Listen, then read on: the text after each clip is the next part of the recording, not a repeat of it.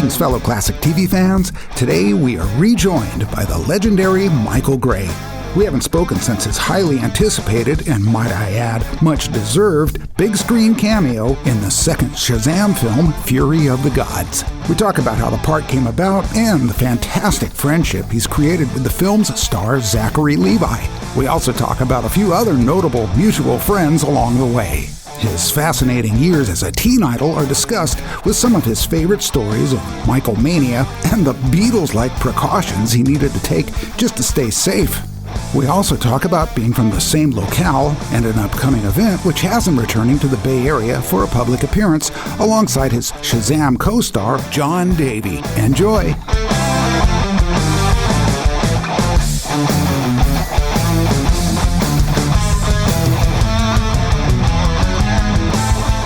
Ladies and gentlemen, please welcome to the podcast, for his triumphant return, the one and only legendary Michael Gray. Michael! Yes, Pat. Hello. How are you this morning? I'm doing well. How are you? Well, I wasn't doing so well a few minutes ago, but a phone call from a friend named Michael Gray got me right back on the ball. Good. Thanks for that, Pat. Thank you. People would be like, okay, what's Pat talking about? Usually, when I conduct these phone interviews and tell the guest that I'm going to call them, it presumes that I have their phone number. Well, I did have your phone number at one point or other, but my assumption was incorrect. And fortunately, Michael called me at 10 a.m. and said, "Are we doing this or what?" I'm like, thank God. Shazam. Holy moly. Shazam. It worked. I know, I had to throw that in there. Yes, it's been a busy year for you, I would assume. Getting busier. Hopefully it does, yes. I know you're doing some upcoming events. We'll talk about those in a little bit. I saw this little movie the other day it was on HBO Max, and all I could think to myself was, you're the best original Billy Batson. Thank you. Now that's interesting right there, because you're the best Captain Marvel. Now, folks, I'm sorry, if you haven't seen the film and are planning to see the film, maybe you ought to listen to this podcast afterwards, because I'm going to spoil it here and there. Not completely, but we got to talk about this. It was so great to see you. It really was. Long overdue, if you ask me. I'll tell you something, Pat. It was so thrilling to be able to do it. To do a movie called Shazam! Fury of the Gods 47 years after my TV series Shazam was canceled. To be able to do it again, it was like old school days, too, on the set. I was so thrilled. Classic crew, classic cast. It was so exciting. I love doing it. Especially working with Zachary Levi. He's great. You know, he's and I told him he's the best Captain Marvel. and I thought, okay, I'm trying to read way too deep into this film, which I must say I did enjoy. I looked at it for what it is which is, basically a parody on Marvel superhero type movies. So in that way, if you look at it that way, it's really entertaining. And I laughed out loud a couple times. I would say that biased me was just looking for the Michael Gray cameo the whole time. It was a great movie. The special effects were fantastic, too. They really were. Absolutely. And when I walked down the set on location, all the executives looked at me and said, "Michael, you still look like Billy Batson, even at your age." Because I was wearing the Billy Batson costume from the 1970s. And my hair is the same color, the same length it was. So they said, "You still look like Billy Batson." That made me feel really good. It must have been fantastic. I mean, getting into that environment and just feeling like, yeah, this is my place. And, it was so fitting. I'm so glad that they paid you the homage that you deserved, because you really did. You and Les and both captains really helped build that character. Not that it wasn't around in the comics. I mean, obviously it's based on a comic book character. But the question is, what was it that made them realize that you deserved to be recognized and have this cameo, which everyone that have seen the TV show is going to get it. There might be some really young kids that go, "What did he mean, Captain Marvel? Isn't that Marvel?" So my question, I guess, is how did it come about, Michael? Was it just a phone call or a email, or did they track you down at your home? What was the case? Well, my manager got a phone call from one of the producers saying we want to put Michael and Shazam for the guys' movies. She called me, and I was flipping out. I was so happy because I really wanted to be in it. And I had actually contacted Zachary Levi to see if he could motivate the producers to put me in the movie too, because Zachary and I did Denver Pop Culture Con about 4 years ago. Mm-hmm. We like meeting each other. Asher Angel was there too, and so was Cooper Andrews. Three people from the original Shazam movie. They were all at Denver Pop Culture Con. So we hung out with each other for a little bit, and it was great seeing them all, 2 generations of Shazam. So I contacted Zachary a while later and said, Zachary, I'd love to be in Shazam for the guys' movie with you. So I think he probably helped give me the part of the movie. When my manager called me and told me she got a phone call from them, they wanted me to fly to the location to do the cameo. I was so thrilled. Like I said, 47 years later, I can play Billy Batson again. Or look like Billy Batson again. It was great. Yeah. That was the time of my life. It really was. Well, and it was so great too because it didn't let me down. You know, I wasn't sure what to expect because I knew you'd made a cameo. For all I knew, you'd be just, you know, walking by the camera or somewhere in the background. No, I mean, obviously, if it's a cameo, you actually see who it is. But it was great that they gave you the full screen and that full line. And yeah, it did not let me down at all. Cool. And some cameos have no lines. Right, exactly. That's like the Hulk, the movie The Hulk. Sure. Lou Ferrigno was in it. I saw the movie, and all of a sudden I saw Lou walk across the screen dressed as a security officer. No dialogue. But I was in the theater, and I screamed, hey, look, there's Lou Ferrigno. That's a lot of my fans said to me, too, when I told them I was in the movie. They say, hey, look, there's Michael Gray. We didn't know he was in the movie. How neat. Now, how did you see it initially? Did you go to a premiere, or did you just kind of blend in with a crowd somewhere, or what? I just went to a theater near where I live. Nice. To see the movie. It was lovely. Now, that must have been interesting. So now I've obviously got to ask, did you do it incognito, or did you make an event out of it? I made an event out of it, no question. Yeah. That's great. Well, it'd be interesting for me. I mean, if I put myself in your shoes, like I would love to go just observe the audience and not have them know I'm here. But then again, if my one line came up, I'd jump up and go, that's me! I don't think you did that. Well, again, it's great because it's well-deserved. And, you know, BK from BK on the Air and I were talking about it, and it was like, it should have been in the first movie. Yeah, BK told me that too. Barry King's a nice guy. He's my buddy. Yeah. He's a good guy. And a lot of fans told me they wanted to be me and be in Shazam 1. They were very happy I made it in Shazam 2, Fear of the Gods. Well, again, that's the networking thing, right? You got an opportunity to meet with them at the con, and look what happens. You know, you get a chance to speak to people, especially the ones that are the star of the film, for instance, and look what can happen. You know, that's fantastic. I got to tell you, Zachary Levi is one of the nicest guys I've ever met in the business. Is he? Because I've been doing this for so many years. I've met a lot of celebrities, superstars over the years. Some were very nice and very cool and humble, and Zachary was like that. Very nice, very humble, very cool, and he's huge. He does a lot of superhero movies. Everything he's done has been good. So it was great working with him. He's such a kind, generous, considerate guy, very humble, and very good at what he did. He did play a great Captain Marvel. He was the best. I agree. I think the comedic twist that he puts into the character is genius. And I guess at the same time, it's like, how hard would it be reverting to your adolescence? Yeah, it was very clever what he did with the character. It really was. It is. A question popped into my mind, and again, comic book fans would be clubbing me over the head over this. Did they consider the fact that your line was literally bridging a gap between Marvel and DC? Good question. I don't know. I just did what they tell me to do. Again, I'm old school. Yeah. Producers, directors, writers, this is what you're going to say. Go ahead and do it. So I did it. And I think that was great because it to me was like, okay, well, that's indirect reference to the television show that Michael did. Yeah, that's what the fans said. They loved it because it related to the old TV show. Right. The thing that threw me was throughout the film, he's like, what is my name? What am I going to be called? And I kept thinking, well, that's got to be it. Basically, I was picturing you coming out of that motorhome that got stomped on by the dragon, which was my first, like, oh, there he is. And I was picturing you naming him whatever he was named, and that he took it and kept it. But then I thought, wait a minute, they can't really do that.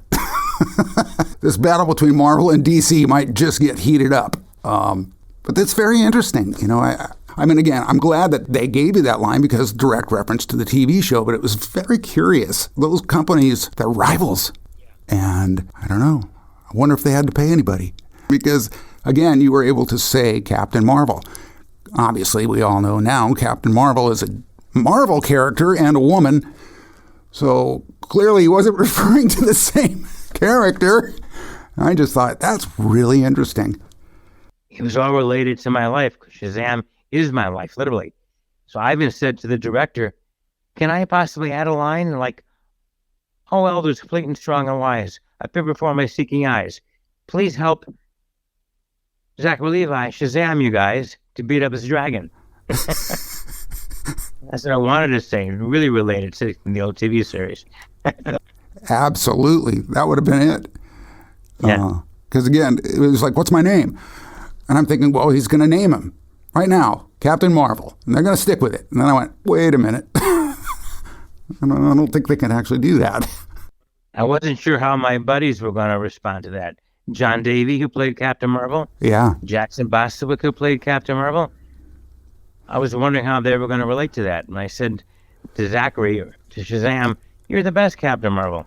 I was wondering how they would react to that, especially John Davy, because John and I are very best friends. You know, I didn't take it that way. It sounded to me like you delivered it as in, "You're the best, Captain Marvel." Not like, "You are the best comparatively to all the other ones I've worked with." I didn't see it that way, Michael. I think you did it. You did it just right. It was like, "You're the best." And I was like, that's it. Perfect. Thank you, Pat. That's the way it should be, and it should have been interpreted. Well, You're the best. That's how I took it, and I'm sure that's how they took it. And I know you had great relationships with these guys. You know, as a matter of fact, I wanted to bring up another thing off subject here, and that was you posted a shot of you on, and we'd talked about this in the past, of your appearance. One of, I don't know if it was the only one, or I think it was of you on Dinah Shore. Yeah. I saw you put that up. I think that was just last week. And I just wanted to compare notes with you real quick. My friend Wesley Ewer, are you familiar with Wesley? I've known Wesley for over 50 years. That would be a yes. Okay. Yes, he's a buddy of mine.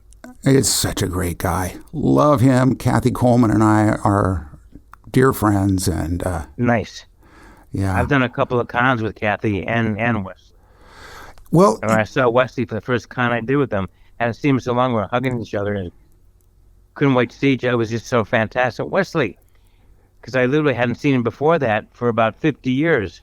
But we know each other for 50 years. Wow. Yeah. Did he get you in the raft? Not yet, but I told him the next con I do with you, I'm going to be in the raft. He started laughing. I'm going to get in that yellow raft with him and Kathy the next con we do together. Yes, for sure. That'll go viral. Yeah, the Land of the Lost was great. They were on the same year as we were. Shazam. No kidding. Yes, I'm at 4, 5, and 6. Yeah. I met Wesley at a party for Christmas back in the 70s. That's where I met him. We became friends. So that's when I saw him again at the con. It was amazing to see him again. Yeah. Well, just a genuinely upbeat, good, smart person. Much like Michael Gray. Thank you. You know, but getting back to that, where I was going with this was when I interviewed him a couple weeks back, I don't know how it came up, but Dinah Shore came up, the show. And of course, when he's talking about it, I'm thinking of you because I remember you were talking about it. It wasn't the best. But what he said was also along the lines of, you know, the worst interview I ever had. I don't know how that came up. And That's I funny. said, no. And he goes, it was with Dinah Shore. And I'm like, really? Do tell. And I'm kind of wondering if you had picked up on this. When she'd ask him a question and he would answer, she wouldn't pay attention to his answer. Instead, she'd be looking at the cue cards, reading the next question, literally verbally with her mouth. And he's talking to her and goes, she's reading this cue card. I know she's not paying attention to me. And he's like, try answering a question to somebody that is not paying attention to you. And I'm thinking, I got to ask Michael. Did you ever experience anything like that? No, not really. Especially with Dinah. She was so kind and considerate to me. They invited me to be on the show to talk about the Shazam TV series and to sing one of the songs I had recorded back in the 70s when I was in the Teenage Idol business. I recorded some records, so I sang the song on one of her shows too. And then we talked about Shazam. She was so nice and friendly and kind to me. And then when I walked down the set after I sang the song, there was the other guest sitting down on the chair next to me. It was Jerry Lewis. So I flipped out because I was a big Jerry Lewis fan. Jerry gave me a problem on the show. Oh. Unfortunately, because Jerry used to have a gimmick. He would take a cigarette, throw it way up in the air, and it would drop down. He'd catch the filter part of the cigarette in his mouth. He did it all the time. Right. So I did it too because I knew he did it. So I flipped the cigarette way up in the air. It came down and landed in my mouth. And he looked at me and said, I can't believe you did that. He was drinking a sip of a drink. He spilled the drink on his chest. So he got upset with me because I did what he tries to do. So it was funny. And I was like, oh my God, this is Jerry Lewis, a legend. I used to love you, dude. It is what it is. It's still Jerry Lewis. I got to meet him. It's still fantastic. Yeah, of course, a genius and revolutionized filmmaking. But, you know, unfortunately, a legacy is something that lasts forever. And I think he could have done better with his, in a sense where there's just a lot of really negative stories out there about him. And, yeah, you know, he could have just said, hey, that's pretty cool, Michael. You could do that too. Right. That would have been nicer. Well, especially if you had never met him either. And that's the thing. That's right. That's those kind of celebrities that, you know, unfortunately, you got to pussyfoot around, you know, and make sure. Even then, I would have thought that would have been a great tribute. It's like, look, yeah, I learned it from you. Exactly where I learned it from, yep. It is interesting now that I can confirm that Dinah Shore was actually interested in what you had to say, but not what Wesley had to say. So, Wesley, I'm sorry. Me too. That's the way it goes. That's too bad for Wesley, because she was really kind and considerate to me. Really. But we give each other a hard time. It's like, plus, she also might have liked me because I played Burt Reynolds' brother in that TV movie of the week, Run, Simon, Run. Right. And she was dating Burt Reynolds at the time. Right. Because he was in the green room, too. When I finished shooting the video, my episode, the show, I went down in the green room to get a cup of coffee or something. I walked in, there was Burt. And I started hugging him. He started hugging me because I played his brother back in the 1970s. Before I did the Dinah Shore movie also. I'm in the Dinah Shore series in the 70s too. I met Burt before that. So maybe that's why one of the reasons she liked me too, because I played his brother and she was dating him. Well, there you go, Wes. You're off the hook. Clearly, Burt may have paved the way. Burt, talking about a legend who was humble, Burt was like that. Yeah, I'd heard that. That's such great. A nice guy. He really was. Well, you know, just goes to show if you want a good interview with Dinah, you have to work with Burt in a film beforehand. Yeah, that makes sense. That started that Run, Simon, Run movie actually started my whole thing being a teenage idol. That started it. Because so many kids were watching Run, Simon, Run, and they saw me in it. Then they contacted Tiger Beat. I was told this later on by my agent. Tiger Beat contacted them and said, we want Michael Gray to come in. All these fans are asking questions to us about who is Michael Gray. Can you put him in Tiger Beat? So they called me in. I went in, had an interview with Chuck Lawford, the manager, the owner of Tiger Beat, who ended up being my manager. He signed me as his manager, as my client. He signed me up as his client. They started doing interviews with me, pictures of me from Run, Simon, Run, other pictures as well they took. So kids started reading Tiger Beat, saw the pictures of me, and told them to run bigger pictures and bigger stories. They did. That's how my career started, being a teenage idol. More and more pictures I started putting of me in the magazine and on the front cover, more articles, more interviews. The next thing I knew, I was doing Shazam. So that's when Tiger Beat really started going crazy with me, being the lead in Shazam. It was all because of Burt Reynolds and Run, Simon, Run. That's what started my whole shtick with Tiger Beat. Now, isn't that something? Because we touched on these things in the past interview, but you never really put it in the order. Yeah. That is, again, so fascinating. But yeah, I'll buy that. And of course, this was the era of, do I want to use this term? Superfan? A lot of fans. And they wrote actual letters. I mean, like on paper, folks. Fan mail is what it was called. Correct. And I got to ask, Michael, what was your average? Do you have a number? Your average fan mail intake during the Tiger Beat days? There was a lot. Actually, one day, one of the people that worked for Tiger Beat walked over to my apartment with a box full of fan mail. Full. There were hundreds and hundreds of letters, fan mail to me, addressed to Tiger Beat. And I read every single one of them. And I contacted so many of them. I called so many of them, and many of their parents answered the phone. They were shocked. So I was very kind to them for being kind to me. So I contacted a lot of them. That must have felt great. It was great. It was only an issue too sometimes, because I moved into another apartment building later on, the security building, high-rise security building, and they had security guys down in the lobby downstairs. So there were many times they would call my room upstairs and say, "Michael, don't come downstairs. There's hundreds of people waiting outside the driveway looking for you." So I would look over my balcony, which faced the driveway. I looked down, and there was just a big group of people waiting for me outside the driveway. And the reason I didn't go down, because before that, a manager, Chuck Lawfer, who owned Tiger Beat and Fave, and some of the other people that worked for Tiger Beat, took me to the Forum to watch the Osmonds perform way back when, near, in West LA. So I had the fifth row seat in the center.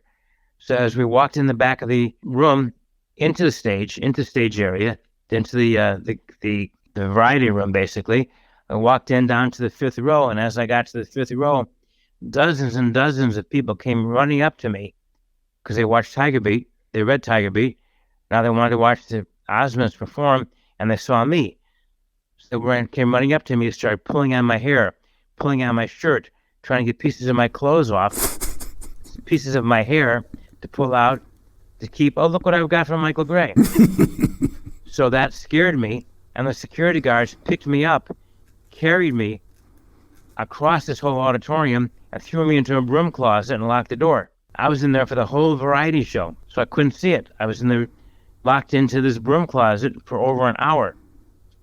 Then they took me out later on after the show was over, and people from Tiger Beat and the security guards put me into one of the Tiger Beat cars and got me out of there. So that sort of freaked me out. That's why I didn't go downstairs and live in that building to see the people, because it scared me. I thought they would start pulling my hair again, tearing my hair out. Yeah, I guess. I mean, see, now you know how Jerry Lewis felt, Michael. I mean, yes, exactly. So I enjoyed being a teenage idol. It was fun, but it was scary to go places. I can imagine, especially since I'm guessing at that point, the security thing was not completely figured out, when it came to protecting celebrities from the throngs of rabid fans, which of course you had. And right. Yeah, it can be really dangerous, man. I mean, it also must kind of feel like, hey, folks, I'm a human being. I mean, you get that feeling like they're not even looking at me like I'm a person. Was that disorienting? I mean, it must have been. Yeah. It happened in Las Vegas, too, one day. A couple of buddies of mine went to Las Vegas. I forgot what hotel we were in. This is way back, years ago. Went into the hotel. We were hanging out at the casino, playing blackjack. And all of a sudden, people started screaming, "Look, there's Michael Gray." So I said, uh-oh. So I got off the blackjack table, started walking out. I looked over, and they started running towards me.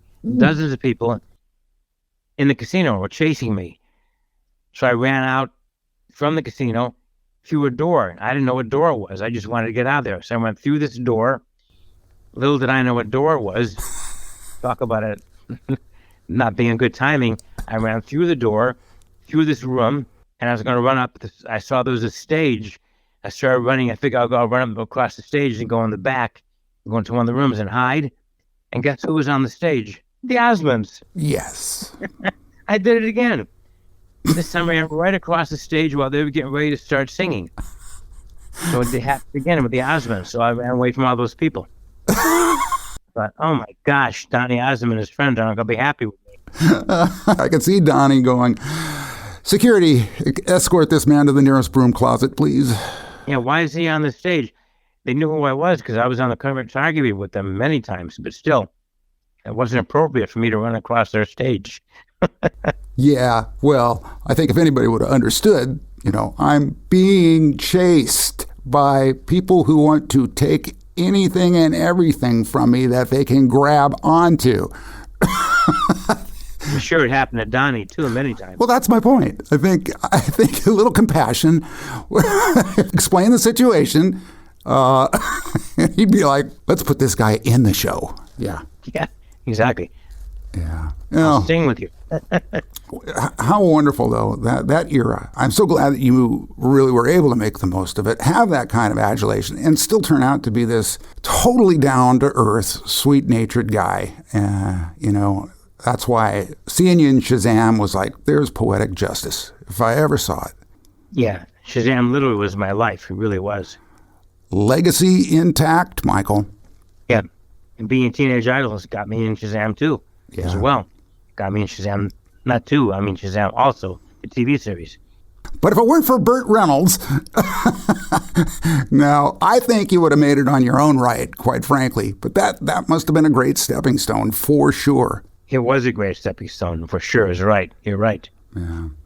And then again, it's who you know. You make your connections. You meet these stars at the Comic-Con, and next thing you know, you're in the film with them. And again, that's a testament to your attitude, though, Michael. You're such a warm, friendly guy that. It was great seeing Zachary again after the Comic-Con. Right. We actually were hugging each other and patting each other back, hanging out with each other. Like I've known him for years. It was so cool to be seeing him again. I have to ask, was he a fan of the original show? Was it maybe a little too young for it? Or did you guys talk about it? I don't think we talked. We talked a lot after we finished shooting the scene. We might have talked about that, too. Because I know he likes Shazam, so we might have talked about the fact that he watched the TV series. I don't know. He might have. Right. It's possible. I was so thrilled to be working with him. Again, Shazam is my life. Yeah. Literally. Because after other things I did, like the Little People TV series. Right. And then other episodes I did on more TV shows and more movies and things. When I got Shazam, I was thrilled because my agent said to me, would you consider doing a Saturday morning TV show called Shazam? I said, of course. I'm an actor. I love working. Because the Little People, unfortunately, I was taken off the show after the first season. Wow. Well, Marsha Brady could have been your life too, Michael. You do know that. Yeah. Speaking of these conventions, which of course now, thankfully, that we're past this pandemic thing, these occasions are popping up more and more. Yeah, I'm looking forward to doing more. I am. And that's it. I mean, literally, those 3 years really hurt that industry. It did hurt a lot. Because my first Comic-Con I did a lot of auto shows back in the 70s, every single weekend. Because Shazam TV series was on. But the first Comic-Con I did was about 4 years ago, right before the pandemic hit. Pensacola, Florida. Then the pandemic hit. Then they all started slowing down after that. You're right. Yeah, and I think the only celebrity that I've talked to that was impervious to that, since you mentioned car shows, ironically, was Butch Patrick. Butch is cool. He did an episode of Shazam. Yeah. Oh, yeah. Matter of fact, I saw Danny Bonaducci on there, a little clip of that the other day, too. But Yeah. Yeah, Danny was nice. Yeah, Butch and I call each other buddies. He's a nice guy. He really is. And I was fortunate enough to have him on the podcast, too. And he was the only one that ever said, oh, the pandemic didn't affect my appearances at all. And I was like, why is that? He said, because they're car shows. They're all outside. It was the indoor events that really took a shot. Car shows I did back in the 70s, they were all indoors, like Comic-Cons. Every one of them was indoors. They brought all the cars in these big convention centers. Sure, which they can do. But that was interesting. I mean, everybody else that I talked to, they're like, oh, thank God, this thing's thank God it's over, or at least we're opening up so we can get out and be with the fans again. Because that is really mostly what it is about. The interaction. It's like, yeah, if there's monetary things that can happen, awesome, because everybody deserves to make a living. But, what I get from most of the folks like you, Michael, is that it's the interaction, the meeting up with the fans, talking to the people that appreciate your work over your lifetime, and that what that does for them and the fans. It's as Kathy Coleman put it, it's a perfect marriage. It's the perfect back and forth, Yeah. I guess I have to ask the question now. Do you have anything other than what we will talk about, which is the event that we're going to meet at, which I'm determined, but anything coming up here? It's the mid part of June right now. Do you have anything booked coming up? I've got a lot of people asking me all over social media to come to Comic-Cons in their cities, all over the place. I keep telling my booking agents that, so we'll see what happens. But the only one that's confirmed right now is the one you're talking about, the Bay Area Toy Expo in Santa Clara, California, August 18th to the 20th. I'm looking forward to doing that. Just a stone's throw from me, which when I saw that, I was thrilled. I was like... Yeah, I used to live near where you live. That's right. So Santa Clara is pretty close. It's true. It's a great area up there. It really is. It's funny. They call it the Bay Area. I guess even Santa Cruz, where I'm at, could be called the Bay Area, but really because we're on the Monterey Bay. Yes, you are. I love the Monterey Bay, and I love Santa Cruz. Yeah. I spent so much time in Monterey Bay. I really did, especially at the aquarium up there. Oh, talk about the best. Yeah. I mean, it very well could be. Yeah, it's an amazing aquarium. It really is.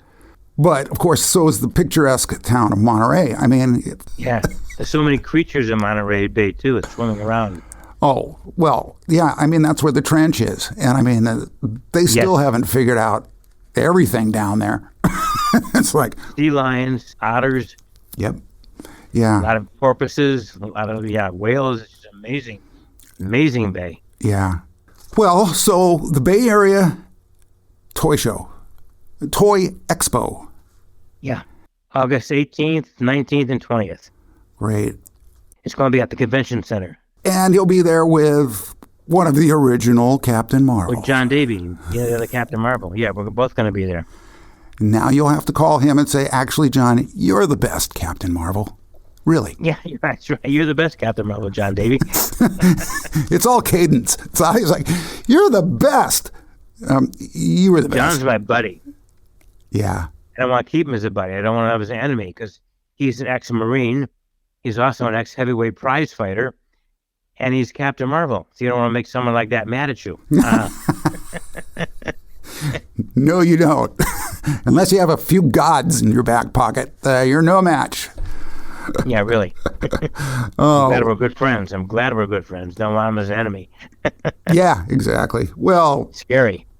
It's so great that you made those bonds from the show. I know you and Les were very, very close, and Les and I became best friends. Yeah. He was so much older than me back then, but we really became good friends. I used to go to his house all the time, hang out with him and his wife. We'd go out for dinner, spend time together. He was such a nice guy. He really was. And what an icon, too. I mean... Yes. I brought him to my parents' house up in the Carmel Highlands. I brought him up for Christmas one night. And his wife. My mom and dad were surprised. They didn't know. I invited him up. And he came up. He stayed at a hotel down the street from us. I came over for dinner. My mom and dad were shocked that Les Tremaine and his wife walked in because they watched Les Tremaine years ago and listened to him on the radio years ago, too. Right. They were so shocked. Oh, my gosh, Les Tremaine's in our house. What a neat surprise. I guess it'd be better than, Mom, Dad, there's a strange motorhome parked at the base of the driveway that... Yeah. Well, Michael, this has been fantastic. And it is you, sir, that are also an icon. And there you were on the big screen to prove it. And I was so happy to see that. It thrilled me. It actually choked me up a little. And how dare you? I'm hoping it creates more parts and more cameos. Yeah. Like, a lot of my fans have been telling me for years, Michael, you should be in more superhero movies and superhero TV shows like other actors. Right. They were doing superhero movies and TV shows back in the 60s and 70s. You should be doing that too. That's what's so happy I finally got one. Yeah. Shazam Fear the Gods. So we'll see what happens. Hopefully we can create more. Well, exactly. And they can change my name to some TV's Michael Gray to movies Michael Gray, like you said. That's it. Yeah, they can change my name to that. Movies Michael Gray. There you go. That'd be fine. Archer created that. TV's Michael Gray. Right. Yes, that classic episode, of course. Yeah. Ta-da! Yeah, exactly. Ta-da. You're right. Oh, boy. Oh, well, my brother, it has been great visiting with you again, and I thank you for joining me. And just as importantly, I thank you for calling me as I was scrambling through every piece of paperwork and booklet that I had, looking for your phone number, wondering why it wasn't on my phone already, but there it shall remain, and I will continue to butt dial you all summer long. Thank you. Thank you for inviting me, Pat. When we talk on these podcasts, it makes me feel like I've known you for a long time. I feel like you're an old friend of mine, the way we communicate. Oh, same here, man. And that's why I can't wait. We have mutual friends, like Barry King. Right. And others too, I'm sure. Wesley Ure. Yeah, mutual friends, which is just fantastic. And so, it has been an honor getting to know you. And I can't wait to see you in person, man. It's just a couple months. Yeah, I'm looking forward to it. I really am. Okay, buddy. Well, I'm going to let you run. And you're the best, Michael Gray. You're the best podcast host, Pat. I'll take that one to the bank. Thank you, sir. Yeah, you're great. So I'll definitely see you up at the Toy Expo. Thank you, Pat. Okay, buddy. We'll talk again soon. All right. See you in a couple of months for sure. There you have it, another Retro TV Radio in the books. I'll leave links to Michael Gray's social media accounts so you can keep up to date on all he has going on, including a link to check out this upcoming Bay Area Toy Expo happening in August at the Santa Clara Convention Center. If you haven't already, please subscribe to my podcast and leave me a positive rating and review. Also, be sure to check out my social media community on YouTube, Facebook, and Instagram at Golden Rage of TV and on Twitter at Golden Rage of TV1. This is your host, Pat McCormack, and thanks again for listening to Retro TV Radio.